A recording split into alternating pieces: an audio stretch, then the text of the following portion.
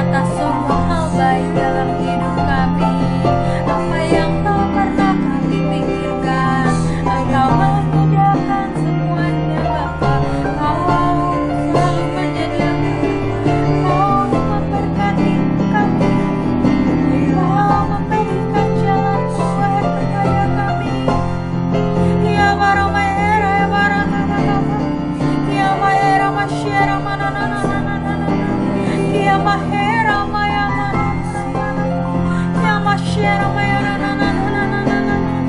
Terima kasih Bapa.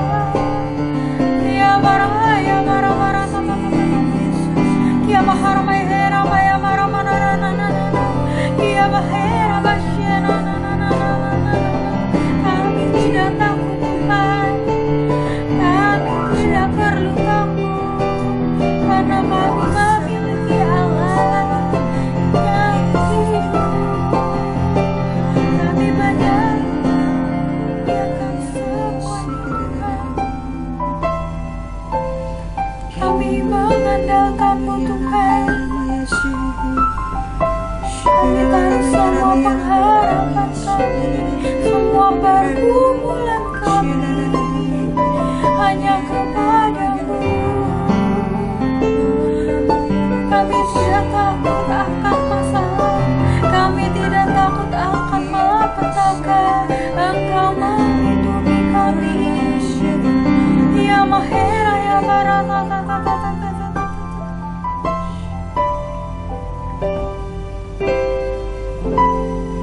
Siapakah aku ini Tuhan?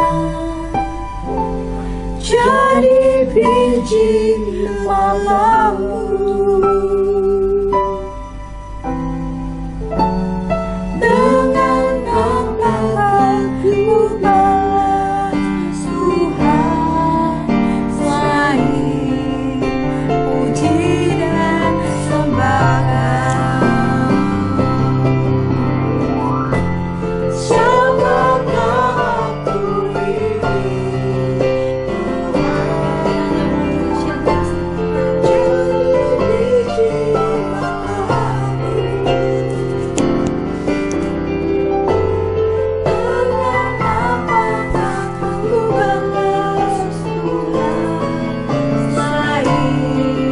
puji dan sembahkan, puji dan sembahkan, selain puji dan sembahkan. Kami mau bersyukur di hadapan Tuhan untuk kasih sayang Tuhan, untuk perlindungan, untuk pemeliharaan, untuk kehidupan yang Tuhan beri hingga hari ini. Terima kasih untuk pengorbanan-Mu di atas kayu salib. Darah-Mu yang mahal menebus hidup kami, melayakkan kami hidup di bumi seperti di sorga. Kami dan sisi keluarga kami akan terus mencari wajah Tuhan, beribadah kepada Tuhan, dan hidup bersyukur di hadapan Tuhan dan sesama. Curahkan roh hikmat, roh pengertian, pengalaman yang benar akan Engkau. Berkati kami dengan firman-Mu. Di dalam nama Tuhan Yesus Kristus kami telah berdoa dan mengucap syukur. Mari semua kita yang cinta Tuhan Yesus sama-sama katakan amin. Shalom Bapak Ibu terkasih di dalam Tuhan. Ketika pagi saya terjaga, saya ke toilet, begitu saya buka keran air, wah, gak ada airnya. Lalu istri saya datang dan berkata, "Pak, tolong bantu Pak, pompanya mati." Satu kerjaan yang terus setahun rasanya ada satu kali perihal air di rumah. Apakah terasa jerih? Apakah terasa berat? Apapun itu keadaan hati dan apapun kondisi kita, satu hal yang harus mendasari solusi untuk persoalan hidup: sabar. Tema firman Tuhan hari ini adalah bersabar. Mari kita lihat apa yang dipesankan Tuhan di dalam kitab suci. Mari bersama-sama kita buka Roma 12 ayat 9 sampai yang ke-21. Roma 12 ayat 9 sampai 21, demikian firman Tuhan. Hendaklah kasih itu jangan berpura-pura. Jauhilah yang jahat dan lakukanlah yang baik. Hendaklah kamu saling mengasihi sebagai saudara dan saling mendahului dalam memberi hormat. Janganlah hendaknya kerajinanmu kendor. Biarlah rohmu menyala-nyala dan layanilah Tuhan. Bersukacitalah dalam pengharapan, sabarlah dalam kesesakan, dan bertekunlah dalam doa. Bantulah dalam kekurangan orang-orang kudus dan usahakanlah dirimu untuk selalu memberikan tumpangan. Berkatilah siapa yang menganiaya kamu, berkatilah dan jangan mengutuk. Bersukacitalah dengan orang yang bersukacita, dan menangislah dengan orang yang menangis. Hendaklah kamu sehati sepikir dalam hidupmu bersama. Janganlah kamu memikirkan perkara-perkara yang tinggi, tetapi arahkanlah dirimu kepada perkara-perkara yang sederhana. Janganlah menganggap dirimu pandai. Janganlah membalas kejahatan dengan kejahatan. Lakukanlah apa yang baik bagi semua orang, sedapat-dapatnya. Kalau hal itu bergantung padamu, hiduplah dalam perdamaian dengan semua orang. Saudara-saudaraku yang kekasih, janganlah kamu sendiri menuntut pembalasan, tetapi berilah tempat kepada murka Allah, sebab ada tertulis, pembalasan itu adalah hakku, akulah yang akan menuntut pembalasan, firman Tuhan.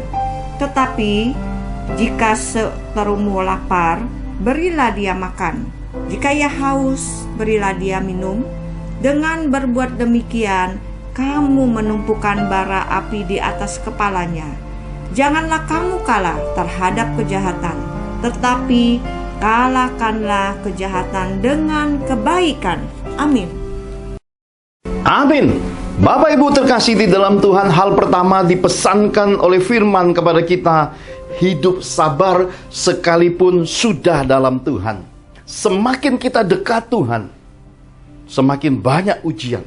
Semakin banyak ujian, semakin membutuhkan hati yang penuh penguasaan diri, hati yang bersabar.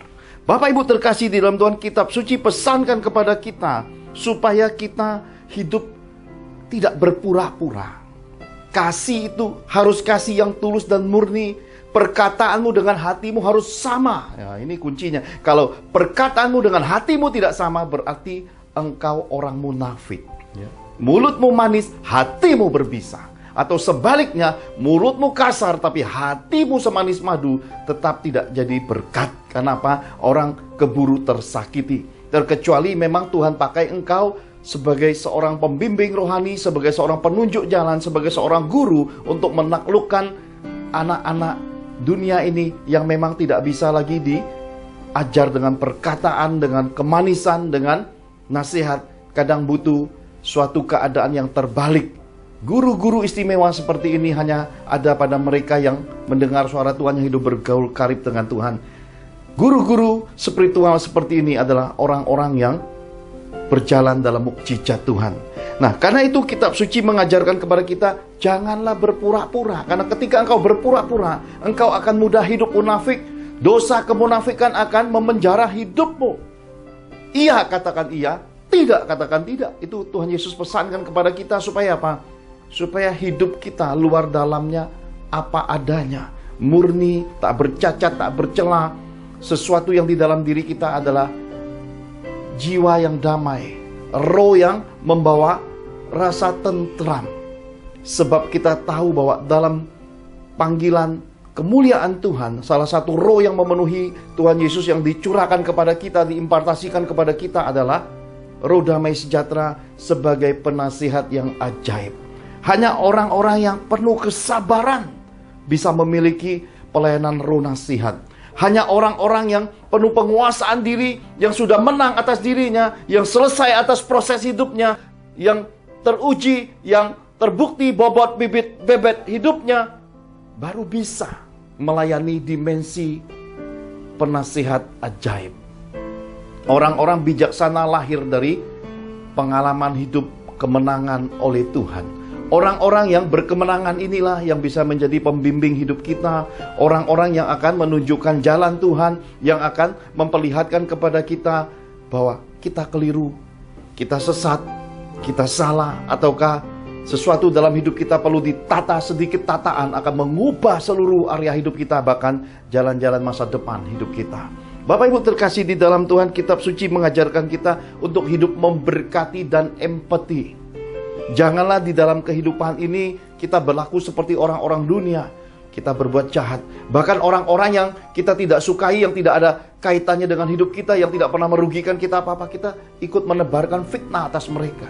Tanpa sadar, ada banyak sekali orang-orang beriman akhir zaman menempatkan dirinya sebagai duta-duta setan, penyebar gosip, penyebar fitnah di akhir zaman ini. Berhentilah dari keadaan seperti itu. Karena orang-orang seperti itu disebut orang-orang dursila. Orang-orang yang hidup munafik, tidak pernah mengkoreksi hidupnya, tidak pernah bercermin hidupnya, selalu melihat orang lain lebih jelek. Padahal kalau dibandingkan yang difitnah, yang diperkatakan jelek, melebihi dirimu hidup mereka. Berhentilah dari semua kebodohan dan kebebalan, karena apa yang engkau tabur akan engkau tuai. Apa yang kau gemakan lewat mulutmu, dalam ketidaksabaran dan penguasaan diri, tidak ada kontrol hidup takut akan Tuhannya, apa yang kau gemakan akan kau makan buahnya. Karena itu Bapak Ibu terkasih dalam Tuhan, Tuhan ingatkan supaya kita hidup memberkati dan empati. Hentikan semua kata-kata kutuk, kata-kata fitnah, kata-kata di meja makanmu, di pergaulanmu, di sosialita rohanimu. Jangan biarkan engkau masuk lingkaran orang-orang yang bergaul dengan lidah ular. Lidahnya bercabang dua. Yang satu bawa-bawa nama Tuhan, tapi yang lain memuliakan setan. Jangan engkau ada di tengah-tengah kerumunan seperti ini, karena kehidupan mereka memancarkan dua air.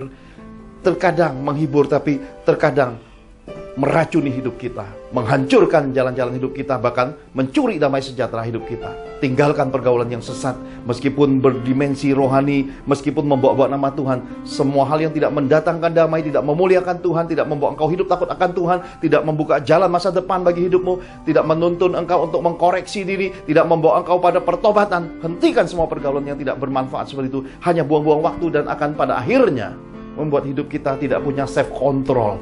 Kita tidak punya roh sabar, tidak punya roh penguasaan diri. Oleh karena apa? Kita terus terbius oleh atmosfer daripada kedagingan, nafsu, perselisihan, pertengkaran, perdebatan, dan kebebalan yang tidak ada habis-habisnya. Haleluya. Bapak Ibu terkasih di dalam Tuhan, jadikanlah kebaikan hidup berbuah kemenangan. Terkadang kebaikan kita ini disalahartikan oleh orang-orang yang menerima kebaikan dari hidup kita. Terkadang kita berbuat baik, kita terima kembaliannya, bukan terima kasih, tetapi kesakitan. Madu yang kita beri, racun yang mereka kembalikan. Tidak apa-apa Bapak Ibu. Kemuliaan di balik perbuatan baik, Tuhan berkata upahmu besar di sorga. Karena itu Bapak Ibu terkasih di dalam Tuhan, setiap kali datang ujian kehidupan, setiap kali datang persoalan hidup, setiap kali datang penderitaan, setiap kali datang apa yang disebut dengan hal-hal tidak menyenangkan, jangan langsung bersikap resisten, menolak. Jangan langsung bersikap muka busuk, benci dan marah, atau tersinggung. Sebagai anak-anak terang Tuhan, tempatkan buah roh, kemurahan, kasih, penguasaan diri, kebaikan, kesetiaan. Dan buah-buah roh ini mendasari kita. Ambillah waktu bertenang sesaat. Saya sudah buka ibadah ini dengan kesaksian air di rumah saya tiba-tiba tidak ada keluar lagi. Ketika saya turun ke pompa, saya duduk, saya tidak kerjakan apa-apa, saya duduk, saya bertenang sebentar. Lalu Tuhan berkata, nak, cabut otomatiknya. Saya gunting kabel otomatiknya, lalu Tuhan berkata, sambung. Saya sambung, dan ketika saya colok pompa, pompanya nyala lagi. Kenapa? Karena diagnosanya, karena solusinya Roh Kudus langsung sodorkan. Dan ketika saya colok, saya berkata pada papa, saya tunggu sebentar biar airnya mengisi dulu di toran penampungan. Karena kesukaan papa saya, ya, seorang kungkung, seorang opa pagi hari adalah semprot taman, bersih-bersih main air, ya, karena papa adalah garis keturunan orang gunung.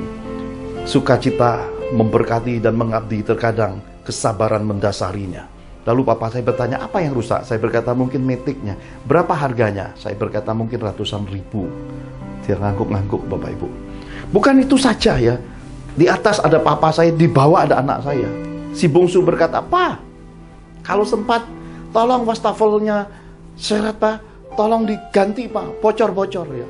Saya pergi urus, Bapak Ibu. Dan harus duduk jongkok di bawah wastafel. Dan ketika saya pegang, ketika saya buka murnya, ternyata pecah karat, dan ketika saya pegang itu menusuk jari jempol saya. Jempol yang selalu kita pakai buat foto ini tiba-tiba berdarah, ya Bapak Ibu. Darah yang bukan darah biasa, darah sakit, apalagi ini dari tusukan besi berkarat. Lalu saya menghisapnya. Ya. Terkadang dalam hidup perlu menghisap darah, ya. Darah apa? Darah kesakitan. Jangan dikeluarkan, tahanlah di dalam Tuhan. Janganlah engkau umbar kesakitan dirimu, darah pengorbananmu, darah yang tertumpah dari hidupmu, yang oleh karena keringat, oleh karena pengorbanan, oleh karena pengabdian, oleh karena kerasnya bekerja, oleh giatnya, dan sampai jauh malam, sampai dini hari kau harus bangun pagi untuk menyediakan nafkah bagi keluarga. Jangan kau sebarkan darah itu. Hisaplah sendiri Bapak Ibu. Biarkan Tuhan yang menghentikan semua kesakitan itu. Ketika engkau menghisapnya, kesabaran adalah roh yang mendasari engkau bertahan. Dan kesabaran itu yang akan membimbing engkau melihat bagaimana solusi kehidupan. Ada Tuhan, ada jalan keluar, ada Tuhan, ada solusi, ada Yesus, ada mukjizat. Tuhan sudah sediakan mukjizat. Ketika saya coba putar, tidak bisa, saya pegang lagi, nusuk lagi. Lalu roh berkata, dorong, bongkar, dan pecahkan dari atas. Saya getok, saudara. Dengan obeng, dengan palu saya getok. Bah, pecah, keluar, ya. Selesai. Tinggal ganti yang baru. Hidup terkadang di depan mata ada kesulitan, tetapi kesulitan itu tidak bisa kita singkirkan yang baru tidak datang.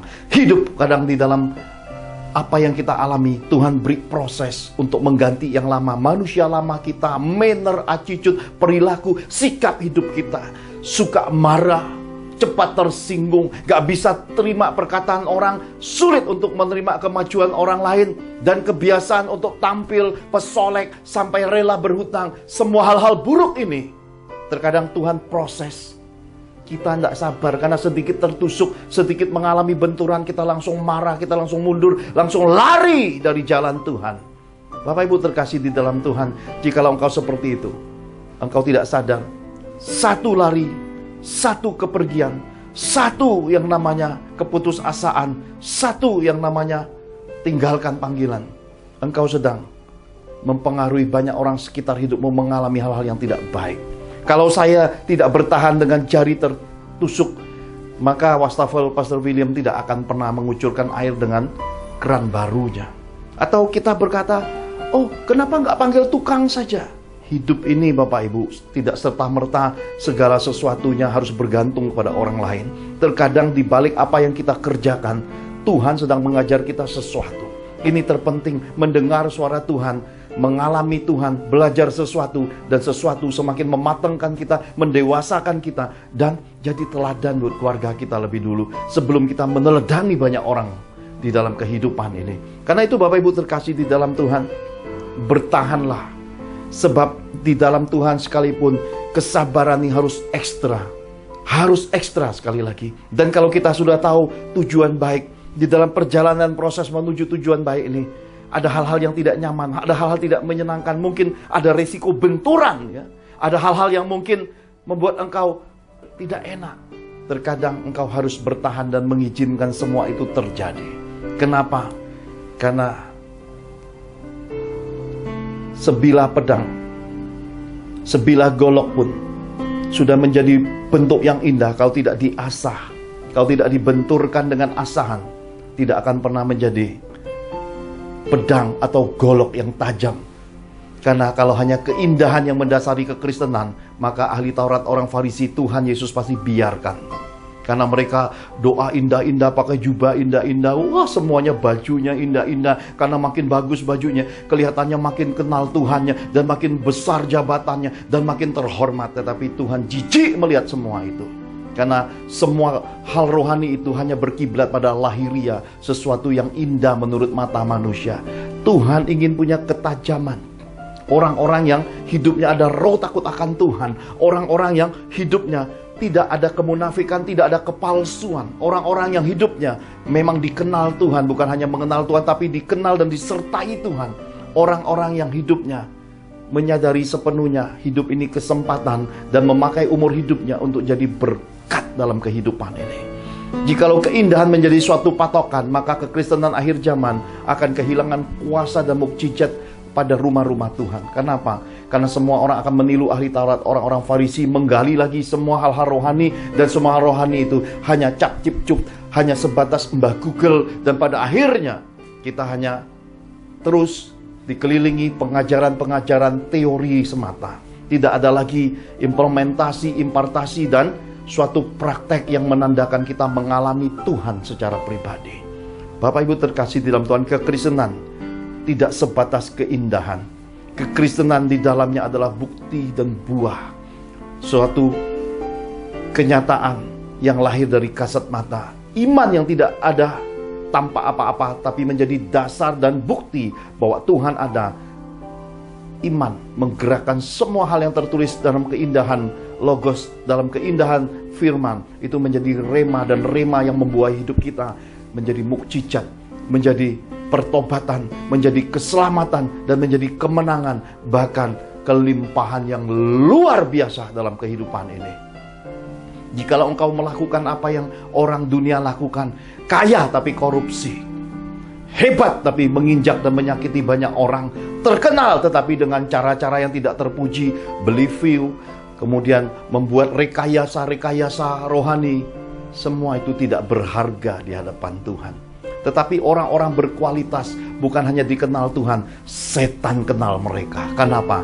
Karena setan melihat pada orang-orang istimewa ini, luar dalamnya buah roh, dan hidup mereka tidak bisa diusik. Karena seperti apapun pencobaan, seberat apapun pencobaan, sesakit apapun yang setan tawarkan, mereka selalu berkemenangan. Oleh karena apa?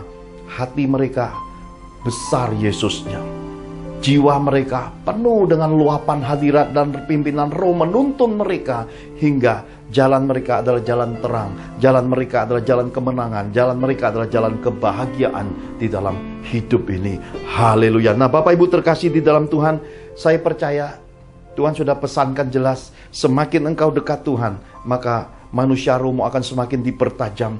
Manner, attitude, perilakumu pasti Tuhan akan usik. Pasti akan ada area-area ketidaknyamanan yang akan Tuhan beri, sodorkan kepadamu untuk menghilangkan segala area-area nyaman. Sebenarnya tempat di mana yang kau anggap nyaman adalah tempat kau bersembunyi dari kehidupanmu yang penuh kompromi dengan dosa, kompromi terhadap kelemahanmu. Kemudian engkau bersembunyi supaya semua orang melihat engkau sibuk rohani, kelihatan punya Tuhan, tetapi hari-harinya semua orang menilai engkau. Tetapi mereka tidak berkata-kata. Oleh karena apa? Mereka masih bergantung. Oleh karena apa? Mereka makan gaji.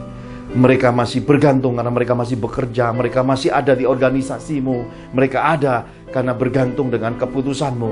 Sadarilah bahwa segala pujian, segala pandangan baik itu tidak murni diberikan orang-orang sekitarmu. Justru hal-hal seperti itu, engkau kecap, yang kau rasakan manis, sebenarnya itu adalah gula yang akan membusukkan masa depanmu, membusukkan dirimu. Kenapa? Karena semua kepalsuan itu disodorkan kepadamu oleh karena semua itu muncul dari sesuatu yang tidak murni pada orang-orang sekitarmu. Jangan hidup pada area seperti ini, tetapi bergaulah dengan orang-orang yang karib dengan Tuhan, yang takut akan Tuhan, yang mengkoreksi hidupmu, yang mengingatkan engkau akan manner, attitude, perilaku, dan hal-hal buruk di balik apa yang engkau miliki, yang harus engkau ubah di dalam Tuhan. Dan ini pengaruhnya pada garis keturunanmu. Ingatlah, selagi kita hidup, selagi di bumi, kita ubah semuanya dan mencapai perkenanan Tuhan. Kita tidak punya satu beban lagi saat kita kembali ke sorga. Tapi jikalau engkau tidak selesaikan di tata penghakiman Kristus nanti, terlambat untuk meraih kesempatan berubah.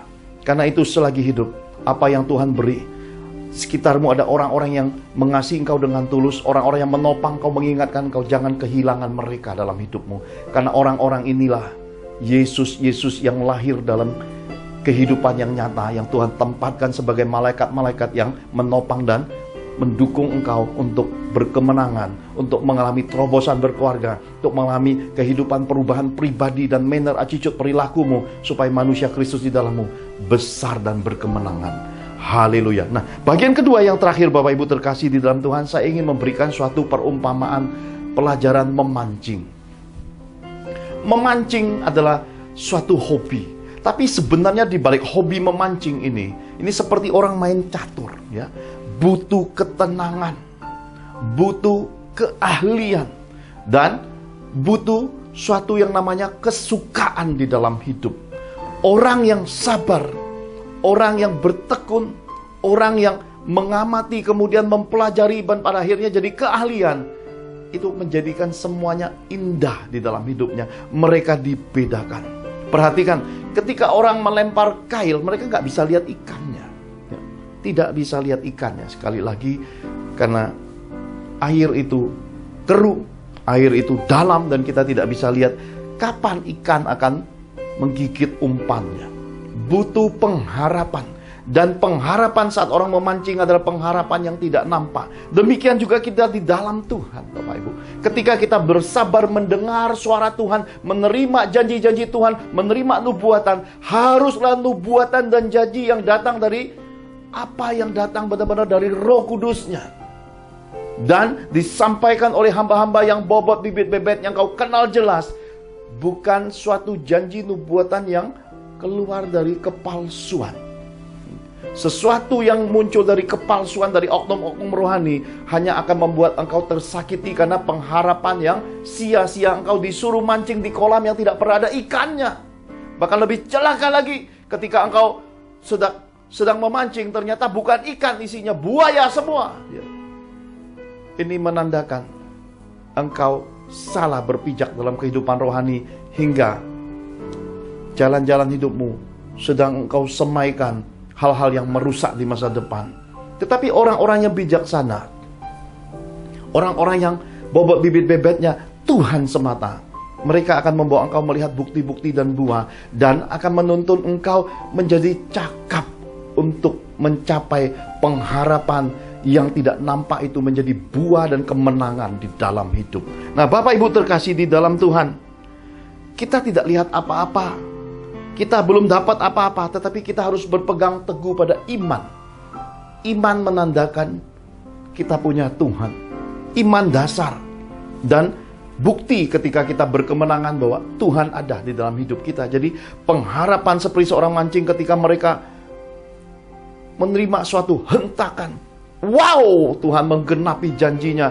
Wah, nubuatan Tuhan terjadi. Wah, janji Tuhan, aku mengalami kenaikan berkat sepanjang tahun ini melebihi tahun-tahun yang lalu. Dan ketika aku berjalan di jalan ini, kemanisan rasa kasih kepada Tuhan membuat aku semakin bergairah kepada Tuhan. Jangan engkau sandingkan seperti 9 orang kusta. Ketika engkau terima berkat, engkau terima kegenapan, engkau lari pada organisasi. Engkau pergi keindahan menuju ahli Taurat orang Farisi. Engkau membawa dirimu, membenamkan dirimu pada roh-roh agamawi. Jangan, Bapak Ibu. Balik kepada Yesus.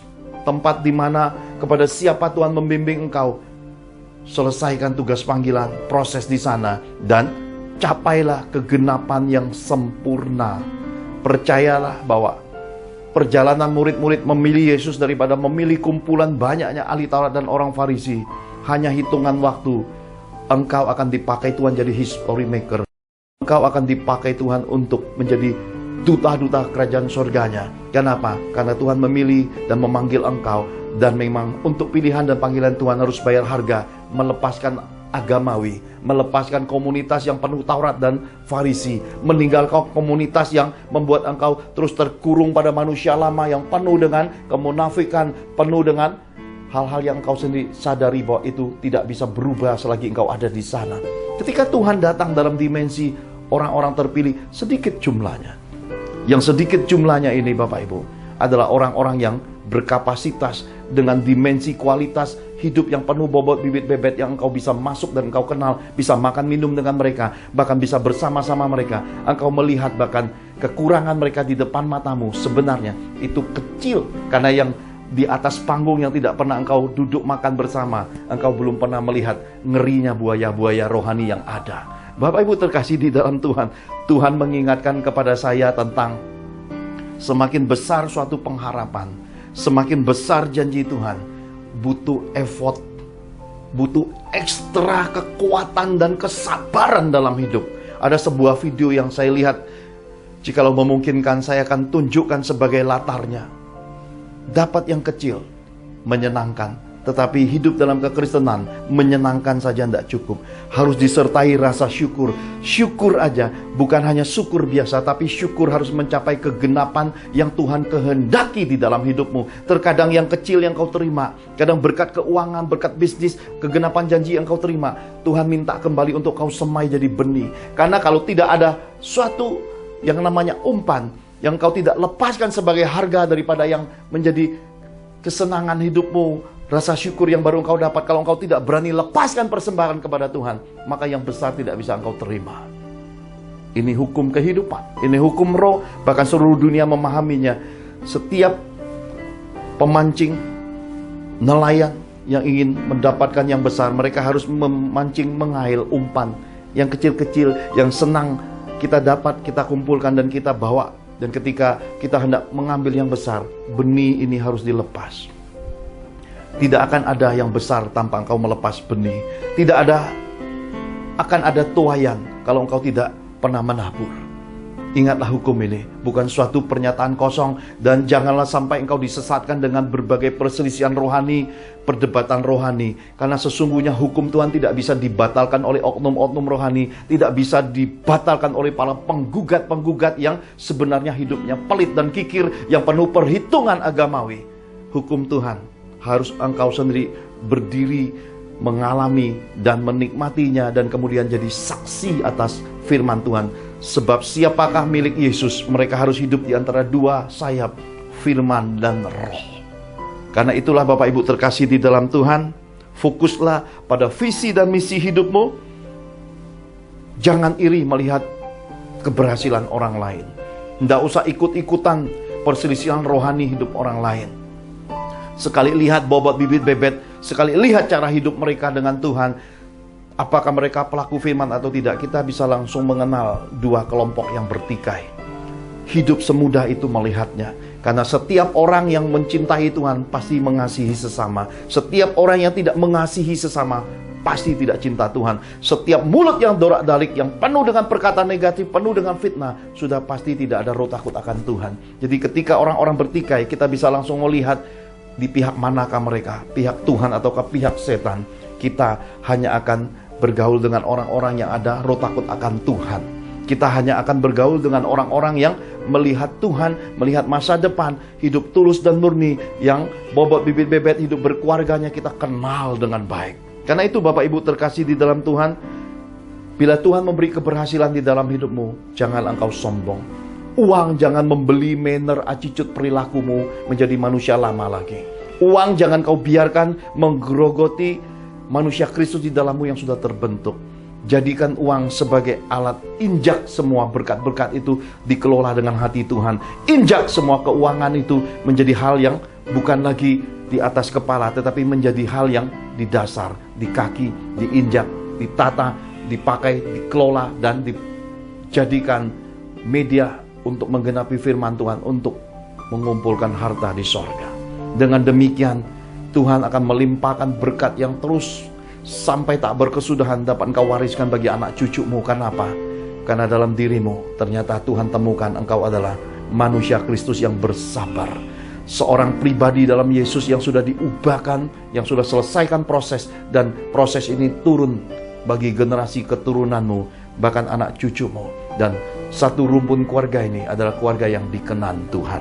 Haleluya. Dan siap sedialah bayar harga apapun yang Tuhan kehendaki ketika engkau sudah bergaul karib, dan ketika Tuhan sudah memberi engkau kebaikan dan kemanisan, bahkan kelimpahan.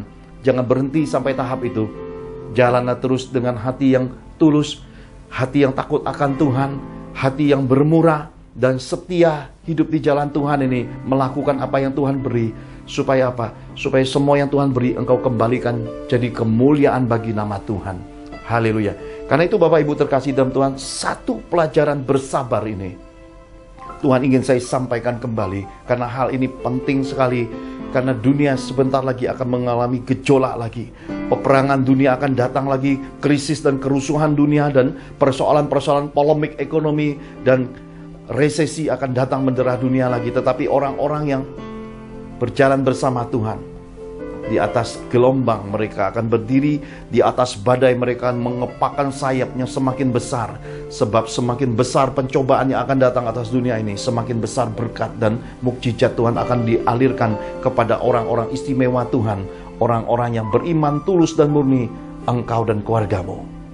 Yakinkan dirimu bahwa hari ini Tuhan sedang berbicara dengan engkau dan keluargamu. Haleluya. Mari kita akhir ibadah ini. Pastor William akan tutup dengan doa untuk kita menerima berkat-berkat Bapa Surga. Mari kita angkat kedua tangan kita sama-sama di hadapan Tuhan. Bapak Ibu terkasih dalam Tuhan Yesus, kita baru saja dicerahkan firman Kristus tentang pelajaran hidup, yaitu bersabar. Dipesankan Tuhan agar kita hidup sabar meski sudah dalam Tuhan. Semakin dekat Tuhan harus semakin sabar, sebab orang dekat Tuhan makin banyak serangan dan makin banyak ujian kehidupannya. Tuhan ajarkan kita melalui perumpamaan, pelajaran memancing agar kita selalu sabar meski belum lihat dan belum dapat apa-apa, atau hidup berpegang teguh pada harapan. Siap sedia bayar harga terlebih untuk selesaikan proses dari Tuhan, maka kerelaan hati, ketaatan, dan berpegang teguh pada firman Kristus adalah kekuatan. Haleluya. Mari kita angkat kedua tangan kita di hadiratnya. Diberkatilah engkau di kota dan diberkatilah engkau di ladang. Diberkatilah buah kandungmu, hasil bumimu dan hasil ternakmu, yakni anak lembu sapimu dan kandungan kambing dombamu. Diberkatilah bakulmu dan tempat adonanmu. Diberkatilah engkau pada waktu masuk dan diberkatilah engkau pada waktu keluar. Tuhan akan membiarkan musuhmu yang maju berperang melawan engkau terpukul kalah olehmu. Bersatu jalan mereka akan menyerangi engkau, tetapi bertujuh jalan mereka akan lari dari depanmu. Tuhan akan memerintahkan berkat ke atasmu di dalam lumbungmu dan di dalam segala usahamu. Ia akan memberkati engkau di negeri yang diberikan kepadamu oleh Tuhan Allahmu. Tuhan memberkati engkau dan melindungi engkau. Tuhan menyinari engkau dengan wajahnya dan memberi engkau kasih karunia. Tuhan menghadapkan wajahnya kepadamu dan memberi engkau damai sejahtera. Demi Bapa Sorgawi dalam kasih karunia Putra Tunggalnya Yesus Kristus dan dalam persekutuan Roh Kudus, kita terima berkat ini. Sama-sama kita katakan amin. Amin. Tuhan Yesus memberkati.